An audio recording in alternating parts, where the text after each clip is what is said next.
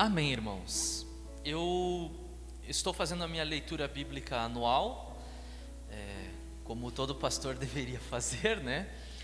E eu não estou fazendo ela linear, estou visitando alguns livros da Bíblia e vou marcando lá na tabelinha que no início do ano ou no final do ano passado eu passei para aqueles que quisessem também fazer uma leitura bíblica, um cronograma de leitura bíblica em um ano. Eu terminei recentemente o livro de Jó e comecei o livro de Provérbios agora. Fazia tempo assim que eu não lia Provérbios com uma atenção. E eu comecei a ler, né, Provérbios, reler Provérbios. E logo no primeiro capítulo eu me deparo com uma palavra. E aquela palavra vem ao encontro do meu coração. E isso de certa forma até, vamos dizer assim, entre aspas, atrapalhou o meu cronograma, porque eu deveria estar lendo 10 capítulos por dia em média, e eu não consegui vencer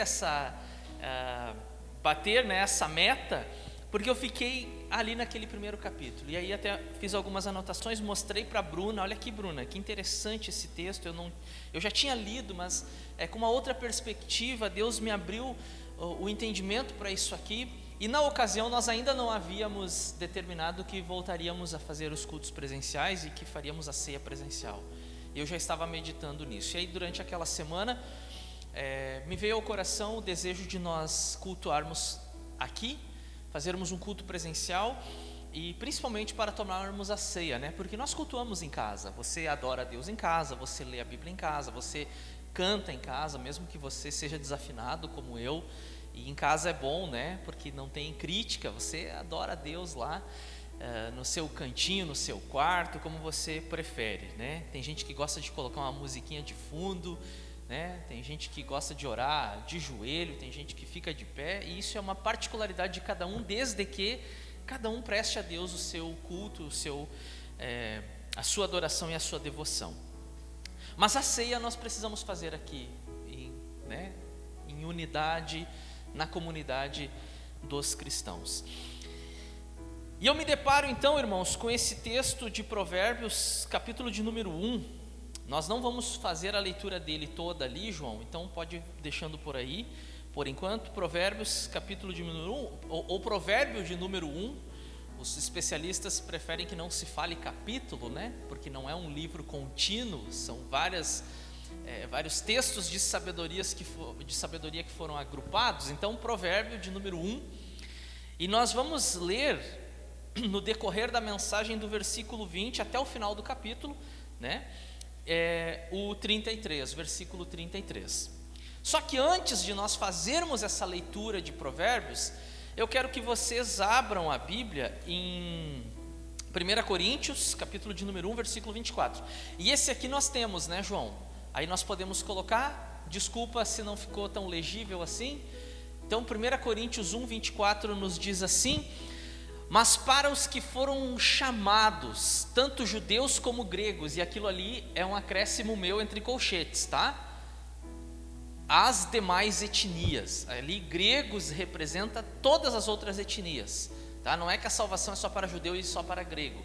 Tanto o judeu, o povo eleito inicialmente no Antigo Testamento, e o grego aqui nesse texto ele representa todas as outras etnias. Então, mas para os que foram chamados, tanto judeus como gregos, Cristo é o poder de Deus. E aí, bingo, sabedoria de Deus. Cristo é sabedoria de Deus. Cristo é sabedoria de Deus. E agora eu pergunto para vocês, de um modo geral, do que trata o livro de Provérbios? Do que trata o livro de Provérbios, de um modo geral? Trata de muitas coisas, mas de um modo geral, do que Provérbios trata? Sabedoria. E eu quero convidar vocês a fazerem ou refazerem, como eu estou refazendo a leitura em Provérbios, entendendo que a sabedoria de Deus em Provérbios é Cristo. A sabedoria de Deus em Provérbios é Cristo. E agora então, Se vocês preferirem acompanhar na Bíblia de vocês, no celular de vocês, ou aqui projetado, nós vamos trabalhar com toda essa porção da Escritura que eu anunciei para vocês no capítulo 1, ou provérbio 1, do 20 ao 33. E aí nós vamos seguindo, passo a passo, fazendo a leitura e comentando brevemente essa leitura. Os versículos 20 e 21. A sabedoria clama em voz alta nas ruas, ergue a voz nas praças públicas, nas esquinas das ruas barulhentas ela clama, nas portas da cidade faz o seu discurso. Você consegue ler esse texto imaginando Cristo aqui? A sabedoria clama em voz alta nas ruas. E quando que nós encontramos e quando que nós aplicamos esse texto nas nossas vidas? Quando nós encontramos discípulos de Jesus, cristãos e cristãs, comprometidos com o Evangelho, anunciando a salvação em todos os lugares. Quando eu e você somos comprometidos com o Evangelho, quando uma nova igreja é plantada ou aberta numa determinada rua, num determinado bairro de uma determinada cidade, quando cristãos comprometidos vão às praças e fazem ali um culto evangelístico, quando alguém que nem tem um curso de teologia coloca a mão no bolso e puxa um folheto com uma porção da Escritura e entrega para alguém no centro da cidade, as pessoas olham assim com um certo desprezo. Ali está a sabedoria de Deus, que é Cristo, clamando no meio da rua. Muitas vezes pessoas que servem até de chacota para aqueles que passam de pé num banco de uma praça, como diz aquela música do Resgate, com a Bíblia na mão, e era o cara de terno no meio da praça com a Bíblia na mão, e Deus desvendou os seus mistérios. Alguém por aí anunciando, alguém por aí falando, e a sabedoria de Deus, que é Cristo, está clamando no meio da rua. E aí eu lembro do que Jesus falou aos seus discípulos. Jesus reúne aqueles 12 homens, e a gente sabe que um deles se perde, mas naquele momento ele estava ali também. Jesus reúne aqueles 12 homens e diz para eles assim: olha, isso que eu estou falando para vocês em secreto, isso que eu estou falando para vocês aqui em oculto, isso que eu estou falando para vocês aqui em particular, anunciai no meio das ruas, pregai de cima dos telhados. Para quê? Para que todos possam ouvir. E aí a gente olha, a sabedoria clama em voz alta nas ruas, ergue a voz nas praças públicas, nas esquinas das ruas barulhentas ela clama, nas portas da cidade faz o seu discurso. Muitas vezes, no início da minha fé, no início dos anos 2000, eu andava pelo centro de Porto Alegre, eu trabalhava no centro de Porto Alegre num supermercado ali, e eu passava ali na praça, ali naquele espaço atrás do mercado público, em outros lugares, e eu via alguém ali com a Bíblia na mão, pregando o Evangelho. Às vezes a gente até discorda de um ponto ou outro, a gente acha até, puxa, que exagero da parte dele esse ponto aqui ou aquele ponto ali, mas o fato é que Cristo está sendo pregado. E o apóstolo Paulo fala isso aos filipenses. Uns pregam por partidarismo, outros pregam por vanglória, mas o fato é, Cristo está sendo pregado. A sabedoria está clamando no meio das ruas. Vamos adiante na nossa leitura. Até quando vocês inexperientes irão contentar-se com a sua inexperiência? Vocês zombadores, até quando terão prazer na zombaria? E vocês tolos, até quando desprezarão o conhecimento? Vamos dar uma ênfase à palavra inexperientes. Como o ser humano, ele é dono de si, ou ele pensa ser dono de si, como o ser humano se orgulha da sua vida, e ele acha que sabe muita coisa, porque ele leu bons livros, porque ele foi para a universidade, porque ele está na internet navegando e colhendo para si informações dos mais variados assuntos. E eu imagino nesse versículo aqui, quando nós, pessoas mais novas, eu já nem tanto, mas eu vejo aqui pessoas muito mais novas, quando nós achamos que temos razão e discutimos com uma pessoa que tem o dobro, o triplo da nossa idade, e aquela pessoa pode ser a nossa mãe, pode ser a nossa avó, aquela pessoa olha para nós assim e imagina, ele não sabe o que está falando. Quando a gente na adolescência diz assim, eu quero sair de dentro dessa casa para eu poder ter liberdade, para eu poder ter paz, para eu poder ter sossego. Aí a nossa mãe olha assim, olha para o nosso pai e diz assim, falo eu ou fala você?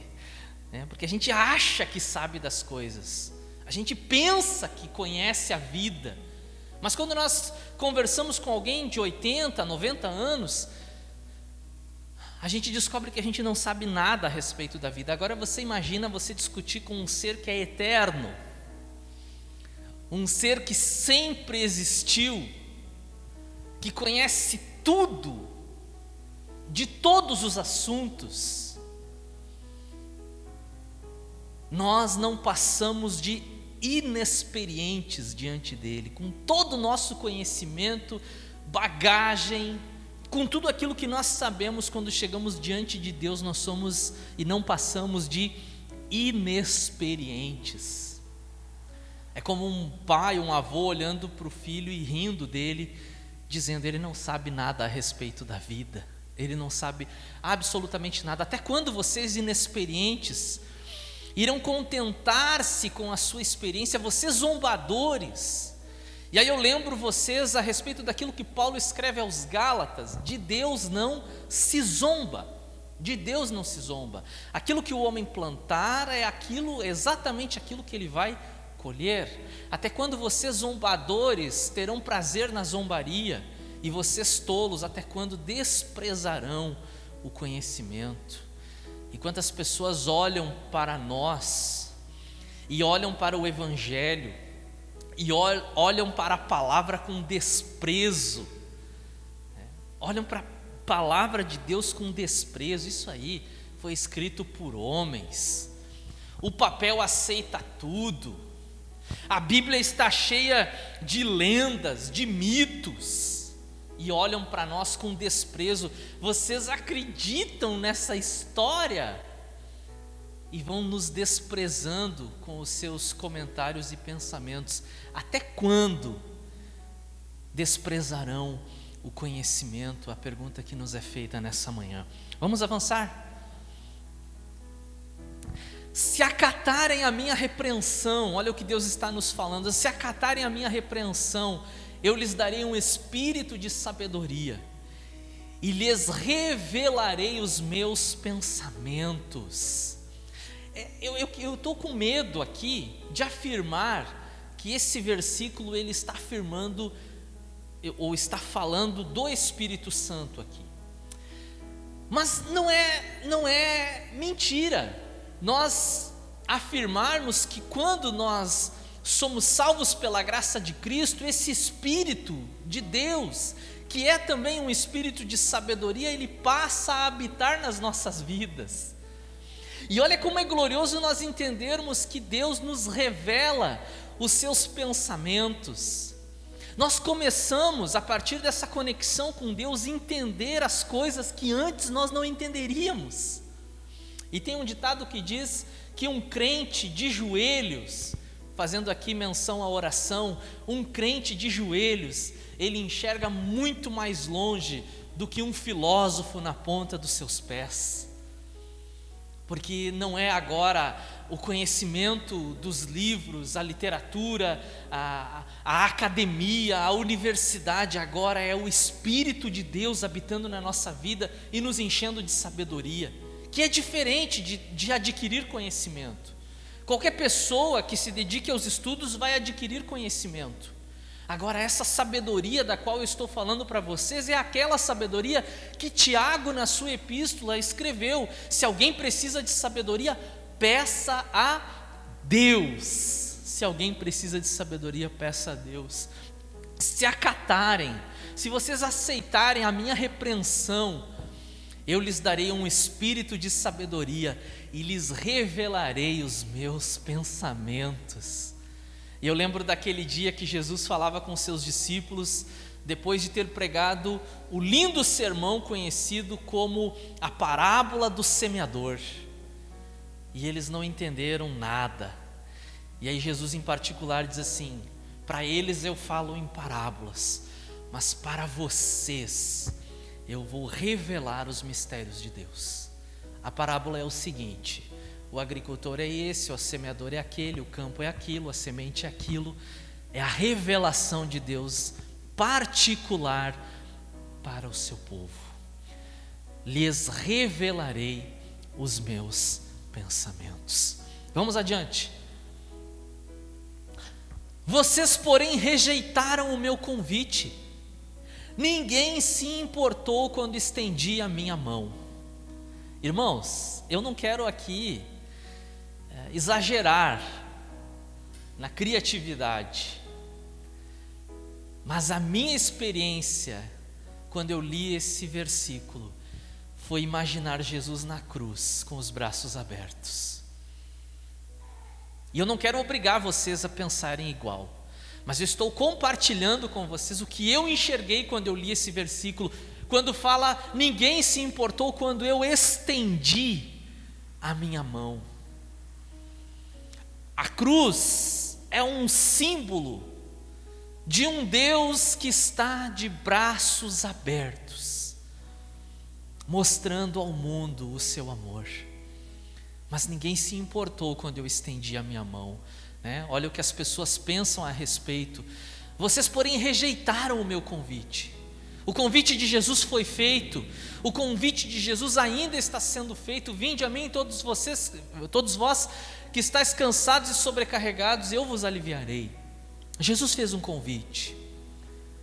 E o rapaz que nós lemos outrora em Lucas, capítulo de número 18, ele é a exata representação da sociedade atual.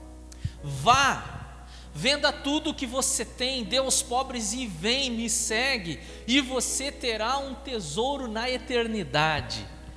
Mas ele saiu triste porque tinha muitos bens. Ele trocou a glória de Deus, como nos diz a palavra, pela glória dos homens.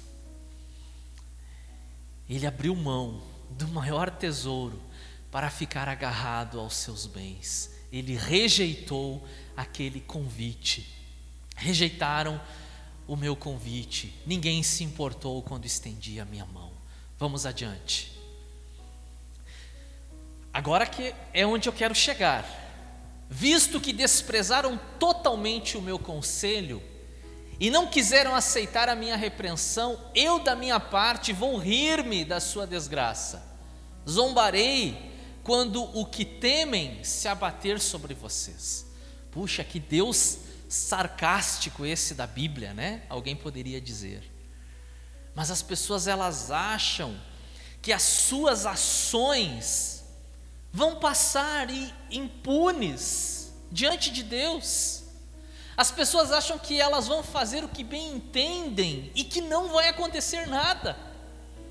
Elas acham que não haverá, e as pessoas duvidam disso, o triunfo final do bem sobre o mal. Quando nós lemos a palavra do Senhor em Apocalipse, e fora todas as questões que nós não estamos aqui para responder, em relação à tribulação, se é antes ou depois, se existe um milênio, se esse milênio é literal ou ele é figurado, se haverá dois arrebatamentos, enfim, né? Tantas discussões que nós fazemos em relação ao futuro da igreja. Uma coisa eu afirmo para vocês, e essa aqui é a coisa certa: haverá um dia de triunfo do bem sobre o mal. Haverá um dia de prestação de contas. Haverá um dia em que Deus vai olhar para todos aqueles que escarneceram, que zombaram, que debocharam, que maltrataram os seus escolhidos aqui na terra, como nós temos visto por aí. Haverá um dia de pagamento para tudo isso. Vamos avançar aqui. Eu tinha falado no versículo anterior que era ali que eu queria chegar, mas na verdade era aqui que eu queria chegar. Nos versículos 27 e 28. Esse aqui é o versículo que para mim é o coração do texto todo e que é o versículo que dá nome a essa mensagem. Qual que é o tema da mensagem mesmo? Não volta aí, João. É um ditado popular, gente. Não deixe para amanhã o que você pode fazer hoje. Gente, isso não é um versículo. Por favor. Porém, embora não seja um versículo, traz em si uma grande verdade aplicável às nossas vidas. Principalmente nós, brasileiros, que deixamos tudo para a última hora. Procrastinadores. Que é tudo na última hora. E tudo bem se você é do tipo que deixa tudo para a última hora. Agora, a vida eterna, a salvação em Cristo, não é um tema que você possa deixar para a última hora. É algo que precisa ser considerado hoje. O autor aos Hebreus, ele diz que Deus providencia um novo dia para a salvação e chama esse dia de hoje. Hoje. Agora leiam comigo. Quando aquilo que temem abater-se sobre vocês como uma tempestade, quando a desgraça os atingir como um vendaval, quando a angústia e a dor os dominarem, então vocês me chamarão, mas não responderei, procurarão por mim, mas não me encontrarão. Olha que palavra dura. Mas para quem que essa palavra é dura? Para aquelas pessoas que não levaram em consideração a palavra de Deus, para aqueles que não deram crédito para a palavra de Deus, para aqueles que não confiaram e não depositaram a sua esperança na palavra de Deus. E haverá um dia sim, e a parábola das virgens, das 10 virgens, é uma lição para nós. Vai chegar uma hora que vai ter gente correndo atrás de azeite, que é o símbolo, do combustível que mantém a lâmpada acesa. Vai ter gente procurando isso e vai bater na porta e o noivo vai dizer: eu não conheço vocês, agora é tarde, eu não conheço vocês. E é comum as pessoas esquecerem totalmente de Deus quando a sua vida está indo tudo bem. Está tudo bem, eu tenho um bom emprego, eu tenho a minha casa, eu tenho o meu carro, está tudo ok, por que eu vou querer Deus? E eu não sei se vocês já passaram por essa experiência no evangelismo, mas eu já passei por essa experiência de tentar falar de Jesus a alguém que não tinha problema nenhum. Porque o método evangelístico aplicado no Brasil nas últimas décadas era o seguinte: venha para Jesus e você vai ter emprego, venha para Jesus e você vai ter saúde, venha para Jesus e você vai ser feliz, venha para Jesus e você vai ser bonito, venha para Jesus e não sei o que mais, Aí de repente você encontra uma pessoa que não precisa de nada disso. Você vai falar o que para ela? Venha para Jesus que você vai ser... Eu não estudei essa parte. Porque nós pregávamos o evangelho errado. Nós anunciávamos saúde, prosperidade, felicidade, mas não é isso que o evangelho está anunciando. O evangelho está anunciando o perdão dos pecados. E não depende se você tem dinheiro na sua conta bancária ou não. O pecado não tem a ver com o emprego, com o cargo, com a casa, com o status, não tem a ver com isso. Aí de repente, que era a experiência que eu ia contar, você chega diante de alguém para falar do evangelho e essa pessoa diz assim: olha, comigo está tudo legal, mas prega aqui para o meu cunhado. O cara está na pior, ele precisa ouvir. Por que aquela pessoa pensa que ela não precisa ouvir, Mas o cunhado dela que está desempregado, que descobriu que tem câncer, por que o cunhado dele precisa ouvir e ele não precisa? Aí a gente olha para esse texto: quando aquilo que temem abater-se sobre vocês como uma tempestade, quando a desgraça os atingir como um vendaval, quando a angústia e a dor os dominarem, então vocês me chamarão, mas não responderei. Procurarão por mim, mas não me encontrarão, porque vai ser tarde. Porque vai ser tarde. E aí você precisa lembrar daquilo que eu falei no início, que é o tema da nossa mensagem. Não deixe para amanhã o que você pode fazer hoje. E hoje você pode se reconciliar com Deus, hoje você pode encontrar a salvação em Cristo, hoje você pode pedir perdão pelos seus pecados e reconsiderar a sua vida. Vamos avançar aqui. Visto que desprezaram o conhecimento e recusaram o temor do Senhor, não quiseram aceitar o meu conselho e fizeram pouco caso da minha advertência, comerão do fruto da sua conduta e se fartarão de suas próprias maquinações. E eu já falei um pouco sobre isso quando eu disse, que de Deus não se zomba. Aquilo que você plantar, você vai colher. Comerão do fruto da sua conduta. O mundo dá voltas, como a gente costuma dizer. É a lei. Tudo que vai, volta. Então, se a pessoa está semeando tudo isso que eu tenho falado para vocês até aqui na sua vida, não pense que vai colher algo diferente disso. Ela vai colher aquilo que ela plantou. E eu não estou falando aqui, tem muita gente que usa esse texto de Gálatas 6 para falar sobre ofertas, sobre dízimo.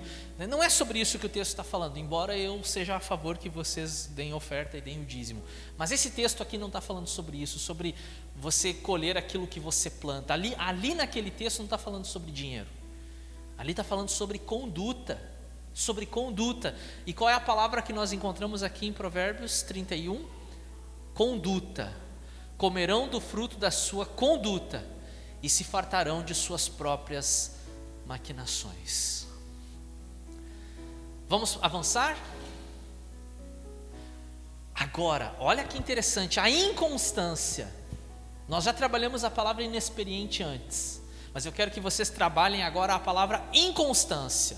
Se vocês quiserem anotar isso aí, riscar na Bíblia de vocês, na NVI diz inconstância, eu não sei, eu confesso que eu não confessei, que eu não consultei na Almeida, pois a inconstância dos inexperientes os matará, e a falsa segurança dos tolos os destruirá. Vamos falar sobre inconstância, irmãos? Vamos falar sobre ser crente num dia e esquecer de ser crente no outro dia? Vamos falar sobre orar muito num determinado período da nossa vida e de repente você esquece de orar no outro período da sua vida? Vamos falar sobre ler a Bíblia uma semana e nem lembrar onde deixou a Bíblia na semana seguinte? O que é isso? Qual é o nome disso? Inconstância. Períodos da sua vida que você é o crentão, que você não falta culto, e períodos da sua vida que você faz de tudo para não aparecer no culto. Você olha para cima e imagina que vai chover e já não vem ao culto. Como diz aquela música, eu vejo uma pequena nuvem do tamanho da mão de um homem, e esse é um sinal que a chuva vai cair, não vou no culto hoje. Isso é inconstância.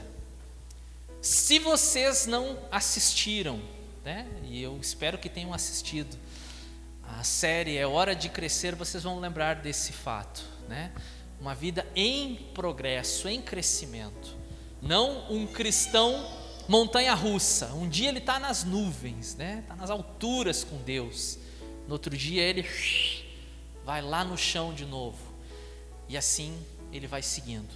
Seja constante, a Bíblia nos manda ser constantes. E a segunda parte do versículo, irmãos, falsa segurança.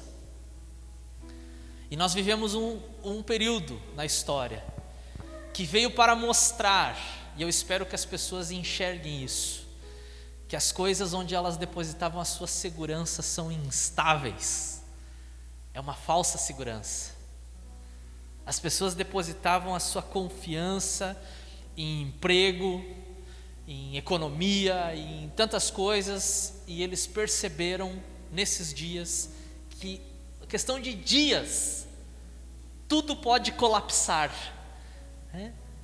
E aí dá um giro no mundo todo, e aquilo que ele depositava a sua confiança não traz nenhuma garantia para a sua vida. Por quê?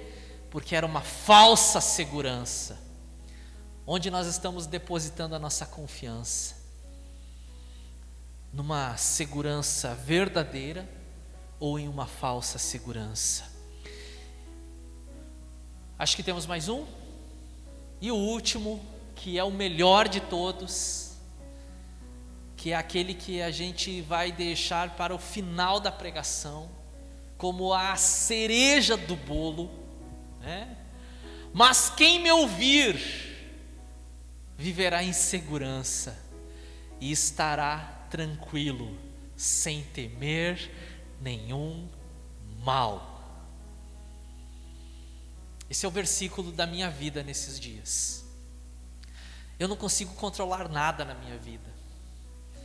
No início, irmãos, do período da pandemia, março, eu falei para a Bruna e eu disse o seguinte para a Bruna: amor, a partir de agora, eu não sei se eu terei salário. Eu não sei. Por quê? Porque isso vai afetar todo mundo. Os irmãos podem perder o emprego, ou os que não perderem podem ter redução de salário. Os irmãos que são autônomos, eles podem baixar até zerar, né, os seus rendimentos. Então, Bruna, eu estou aqui te informando que eu não tenho certeza se eu vou ter salário. Mas nós estamos nas mãos de Deus e é Ele quem nos sustenta, né? E aí eu quero contar para vocês, irmãos, que nós estamos em agosto. E eu quero crer que em nome de Jesus, na bolsa da Tchelle tem um valor que ela vai me entregar após esse culto aqui, né? A gente já combinou antes. Não faltou, irmãos, a igreja não baixou as suas entradas, eu não entendi isso. Mas Deus é capaz de fazer essas coisas, irmãos. Nós não deixamos de pagar nenhum dos nossos compromissos, aluguel, luz, impostos, tudo ok, irmãos, pela graça de Deus. E aquilo que eu tinha falado para a Bruna lá em março: amor, eu não sei se eu vou ter salário nos próximos meses. Num período difícil, Deus tem aberto as portas para a Bruna. Ainda não é um valor considerável, mas é melhor do que nada, o que ela já está ganhando atualmente. E esse versículo aqui precisa ficar vivo no nosso coração.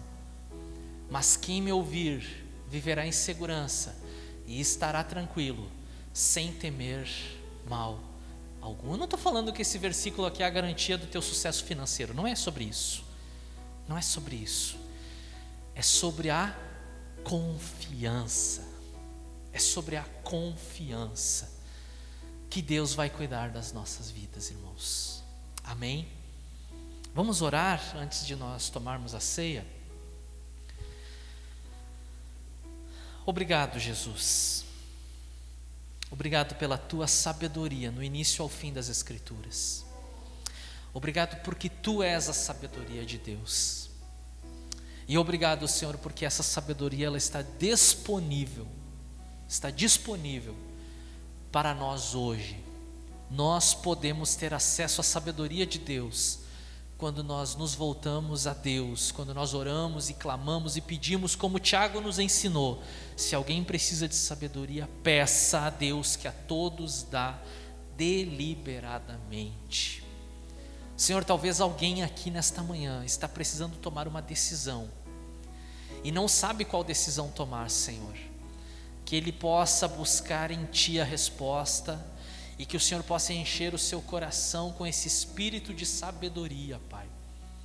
Talvez alguém aqui não está conseguindo ver uma saída diante de uma situação. Que o Senhor possa dar a sabedoria necessária para lidar com essa situação e poder vencer, e poder superar, e acima de tudo, glorificar o Teu nome, Senhor. Glorificar o Teu nome. Assim eu oro em nome de Jesus. E aí tem uma imagem aqui só para vocês fixarem, né? O que nós precisamos fazer não é amanhã, é agora. Amém, queridos? Amém?